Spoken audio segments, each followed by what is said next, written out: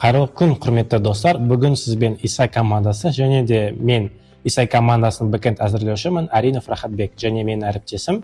Сәлем, мен атым Қайрат. Мен Исай командасында бэкэнд бағдарламашысы болып табыламын және Назарбаев университетінде компьютер сайенс мамандығында оқимын.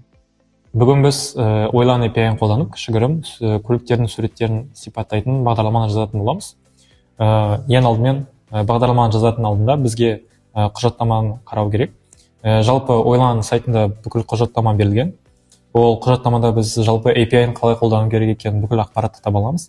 Дәл қазір бізге Assistant Interactions Create endpoint қажет болады. Бұл парақшада біз endpoint қолдану үшін қажет бүкіл параметрларды көре аламыз, және ең бастысы бізге осы endpoint-ның сілтемесін көре аламыз. Және одан басқа бізге тағы да Ойлан API-ін қолдану үшін бізге API кілтті алу керек. Ол API кілтін осы парақшада аламыз. Кодқа келетін болсақ, мен жалпы осы бағдарламаны Next.js арқылы жазатын боламын.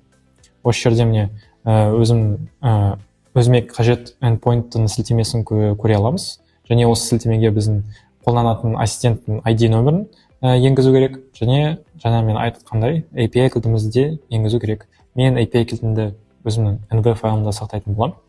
Және бағдарламаның өзінен келетін болсақ, не біздің кішігірім бағдарламамыз. Біз өзіміздің файлымызды тыңдай аламыз. Яғни мен осы ақ хендайдың суретін таңдаймын. Оны қазір жүктеймін. Жүктегеннен кейін суретті жүктеу батырмасын басамыз.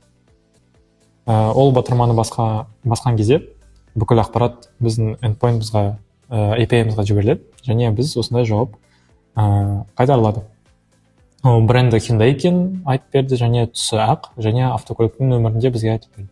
Исай парақшасына жазылыңыздар, және Исаймен бірге болыңыздар.